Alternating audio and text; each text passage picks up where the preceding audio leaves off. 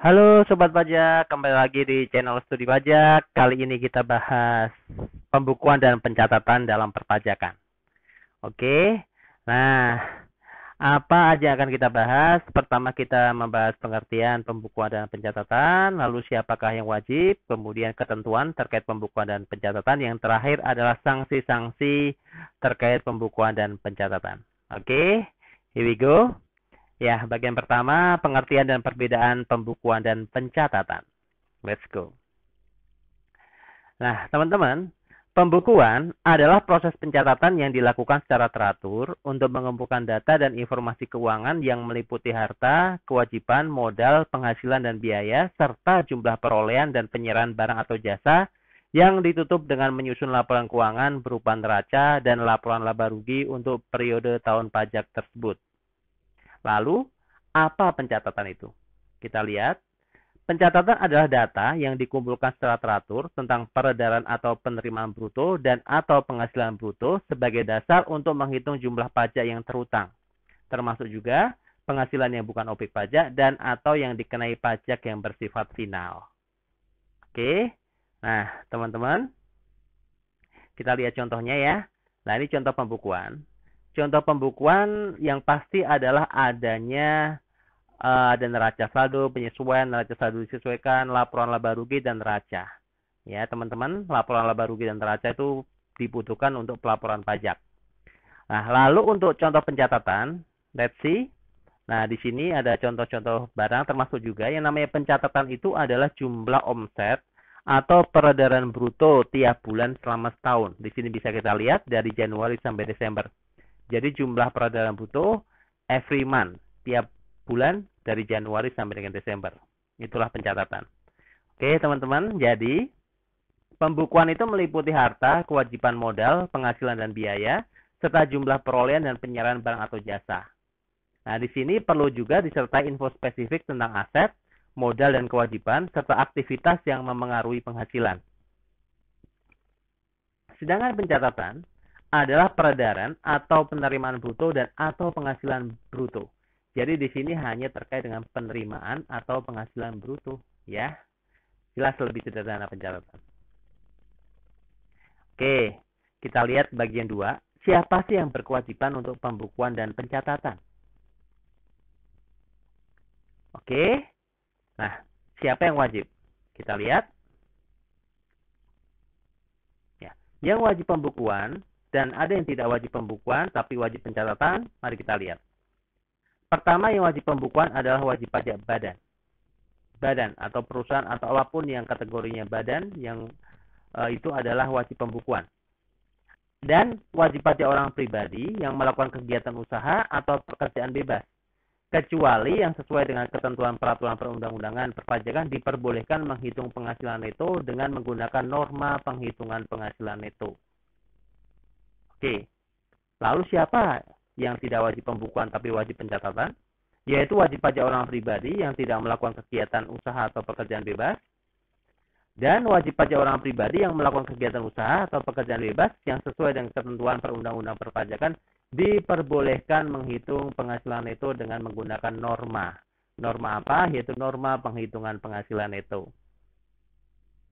Oke, ya kita lanjutkan lagi teman-teman. Wajib pajak orang pribadi yang tidak, ingat, tidak memilih menyelenggarakan pembukuan adalah, pertama kita lihat,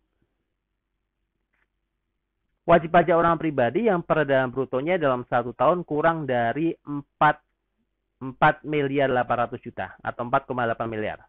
Maka boleh menghitung penghasilan netonya dengan menggunakan norma penghitungan penghasilan neto. Nah, tapi ada kewajiban, syaratnya adalah memberitahukan mengenai penggunaan norma penghitungan penghasilan itu kepada Dirjen Pajak paling lama 3 bulan sejak awal tahun pajak yang bersangkutan.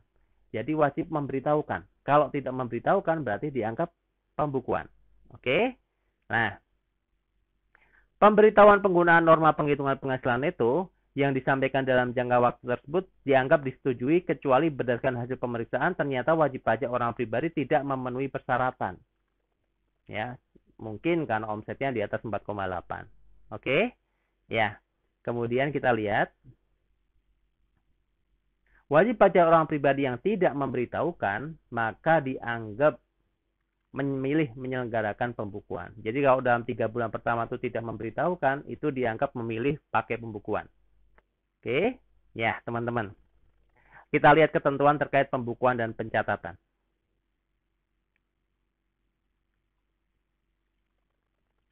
Nah, pertama, pembukuan harus diselenggarakan dengan memperhatikan itikat baik dan mencerminkan keadaan atau kegiatan usaha yang sebenarnya. Kemudian, harus diselenggarakan di Indonesia dengan menggunakan huruf Latin, angka Arab, satuan mata uang rupiah, dan disusun dalam bahasa Indonesia atau dalam bahasa asing yang diizinkan oleh Menteri Keuangan. Lalu, prinsip taat asas dengan stelsel akrual atau stelsel kas. Perubahan terhadap metode pembukuan dan atau tahun buku harus mendapat persetujuan dari Ditjen Pajak. Kemudian, pembukuan sekurang-kurangnya terdiri dari catatan mengenai harta, kewajiban, modal, penghasilan, dan biaya, serta penjualan dan pembelian, sehingga dapat dihitung besarnya pajak yang terutang. Terakhir, teman-teman, pembukuan dengan menggunakan bahasa asing dan mata uang selain rupiah dapat diselenggarakan oleh wajib pajak setelah mendapat izin dari Menteri Keuangan. Oke, jadi prinsip taat asas ini adalah prinsip apa maksudnya? Maksudnya adalah prinsip yang sama digunakan dalam metode pembukuan dengan tahun-tahun sebelumnya untuk mencegah penggeseran laba atau rugi. Misalnya dalam penerapan stelsel pengakuan penghasilan, baik akrual atau kas, tahun buku menggunakan tahun takwim atau tahun yang berbeda, metode penilaian persediaan bisa dengan FIFO atau average, metode penyusutan dan amortisasi bisa dengan metode saldo menurun atau garis lurus ya. Jadi kalau ada perubahan harus melapor, memberitahukan kepada Ditjen Pajak ya. Prinsip taat ini dilakukan untuk tadi harus dilakukan secara konsisten. Nah, apa sih stelsel akrual? Stelsel akrual adalah suatu metode penghitungan penghasilan dan biaya dalam arti penghasilan diakui pada waktu diperoleh dan biaya diakui pada waktu terutang. Jadi tidak tergantung kapan penghasilan itu diterima dan kapan biaya itu dibayar tunai. Ini merujuk ke akuntansi ya teman-teman ya. Jadi meskipun belum diterima cash, tapi kalau sudah dijual itu sudah diakui sebagai penghasilan. Meskipun itu penjualan kredit. Nah, sedangkan stelsel kas adalah metode yang penghitungannya didasarkan atas penghasilan yang diterima dan biaya yang dibayar secara tunai. Menurut stelsel kas, penghasilan baru dianggap sebagai penghasilan bila benar-benar telah diterima tunai dalam suatu periode tertentu. Serta biaya baru dianggap sebagai biaya bila benar-benar telah dibayar tunai dalam suatu periode tertentu. Kalau ada cash in atau cash out, baru itu diakui. Ya, itu di stelsel kas. Nah, terkait dengan PPh teman-teman, jadi pemakaian stelsel kas murni dapat mengakibatkan penghitungan yang mengaburkan terhadap penghasilan, yaitu besarnya penghasilan dari tahun ke tahun dapat disesuaikan dengan mengatur penerimaan kas dan pengeluaran kas. Nah, oleh karena itu, penghitungan PPh dalam memakai stelsel kas harus memperhatikan hal-hal antara lain sebagai berikut. Penghitungan jumlah penjualan dalam suatu periode harus meliputi seluruh penjualan baik tunai maupun bukan. Ya, baik cash maupun kredit itu sudah diakui sebagai penghasilan. Ya. Dalam menghitung harga pokok penjualan harus diperhitungkan seluruh pembelian dan persediaan. Kemudian, dalam memperoleh harta-harta yang dapat disusutkan dan hak-hak yang dapat diamortisasi, biaya-biaya yang dikurangkan dari penghasilan hanya dapat dilakukan melalui penyusutan dan amortisasi. Jadi kalau ada biaya yang masa manfaatnya lebih dari 1 tahun, contohnya untuk aktif tetap atau aset tetap, itu pembebanannya harus melalui penyusutan. Tidak boleh sekaligus. Jadi inilah stelsel kita. Ya, teman-teman. Jadi ini pemakaian stelsel kas harus dilakukan secara taat asas atau konsisten. Nah, kalau Anda lihat di sini berarti kita makainya adalah stelsel campuran, tidak murni kas ya. Tapi campuran sebab penjualan kredit pun sudah harus diakui sebagai penghasilan. Oke. Kita lanjutkan. Pembukuan dalam bahasa asing dan mata uang selain rupiah. Nah, dapat diselenggarakan oleh wajib pajak mana aja kita lihat. Wajib pajak dalam rangka penanaman modal asing. Wajib pajak dalam rangka kontrak karya. Ya, ini untuk pertambangan selain pertambangan minyak dan gas bumi. Kemudian kontrak kontraktor kontrak kerjasama di bidang pertambangan minyak dan gas bumi. Kemudian ada juga kontrak investasi kolektif yang memerlukan reksadana dalam denominasi mata uang dolar Amerika Serikat. Oke. Kemudian bentuk usaha tetap atau BUT. Kemudian wajib pajak yang mendaftarkan emisi sahamnya baik sebagian maupun seluruhnya di bursa efek luar negeri, terdaftar di bursa asing ya. Kemudian yang terakhir adalah wajib pajak yang berafiliasi langsung dengan perusahaan induk di luar negeri, yaitu perusahaan anak subsidiary company yang dimiliki dan atau dikuasai oleh perusahaan induk parent company di luar negeri yang mempunyai hubungan istimewa. Nah, teman-teman, pembukuan dalam bahasa asing dan mata uang rupiah itu oleh wajib pajak harus terlebih dahulu mendapat izin tertulis dari Menteri Keuangan. Ya, kecuali wajib pajak dalam rangka kontrak karya atau wajib pajak dalam rangka kontraktor kontrak kerjasama, ya baik di bidang migas maupun non migas. Izin tertulis dapat diperoleh wajib pajak dengan mengajukan surat permohonan kepada Kepala Kantor Wilayah paling lambat 3 bulan ya sebelum tahun buku dengan menggunakan bahasa Inggris dan satuan mata uang dolar Amerika Serikat. Sejak tanggal pendirian bagi wajib pajak baru untuk bagian tahun pajak atau tahun pajak pertama. Kemudian Kepala Kantor Wilayah DJP atas nama Menteri Keuangan memberikan keputusan atas permohonan dimaksud paling lama 1 bulan sejak permohonan diterima. Apabila jangka waktu tersebut lewat, belum ada keputusan, maka permohonan dianggap diterima dan Kepala Kanwil atas nama Menteri Keuangan menerbitkan keputusan pemberian izin. Ya, teman-teman, bagaimana dengan pencatatan? Dari tadi kita bicarakan pembukuan, sekarang kita lihat bagaimana ketentuan dengan pencatatan. Pencatatan harus diselenggarakan dengan memperhatikan itikat baik dan mencerminkan keadaan atau kegiatan usaha yang sebenarnya.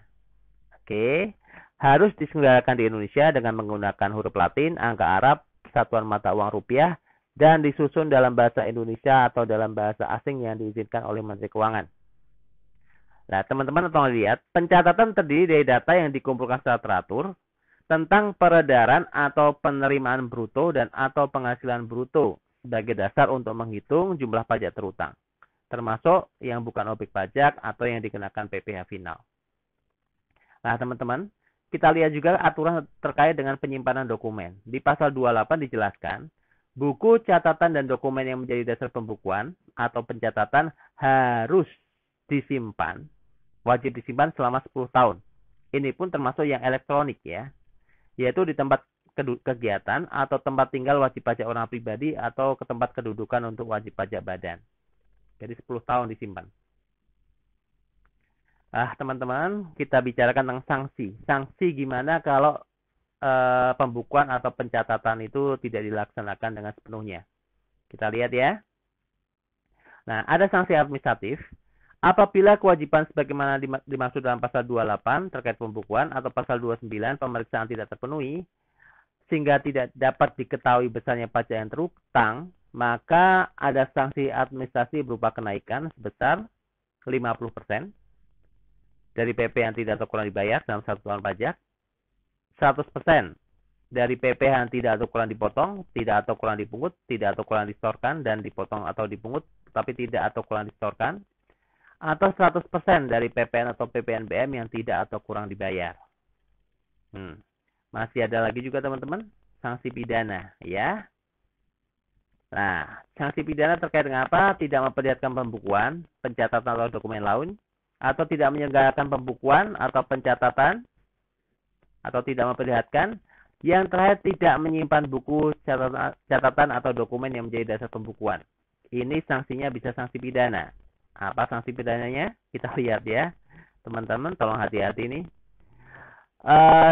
Sehingga dapat menimbulkan kerugian negara, dapat diancam dengan pidana penjara paling singkat 6 bulan dan paling lama 6 tahun, dan denda paling sedikit 2 kali jumlah pajak terutang, dan paling banyak 4 kali jumlah yang pajak terutang.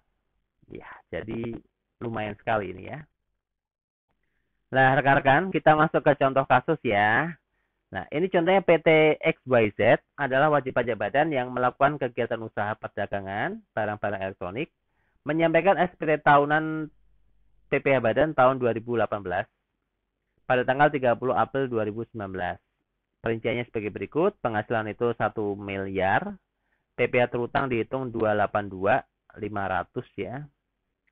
Setelah kredit pajaknya adalah 202.500.000 sehingga PPh kurang bayar 80 juta. Nah, kemudian dilakukan pemeriksaan, ternyata PT XYZ tidak meminjamkan buku. Pembukuannya tidak diberikan, dokumen-dokumennya tidak diberikan, sehingga DJP menetapkan penghasilan itu sebesar 1,1 miliar dengan pajak utang 312.500.000. Oke. Nah, kita lihat berapakah SKPKB. SKPKB itu surat ketetapan pajak kurang bayar tertanggal 10 Desember 2019. Pokok pajaknya adalah 312.500, 312.500.000 yang telah dibayar tadi adalah sebesar 282.500.000. Sehingga kekurangan pajaknya adalah 30 juta. Ini kena sanksi kenaikan sebesar 50%, yaitu 15 juta, sehingga pajak yang masih harus dibayar adalah 45 juta rupiah. Oke, rekan-rekan, terima kasih sekali atas materi kita hari ini. Selamat belajar ya. Tak lupa juga saya ucapkan terima kasih kepada teman-teman yang telah menyiapkan slide-nya. Semoga pertemuan kali ini adalah bermanfaat dan sampai jumpa lagi di video berikutnya.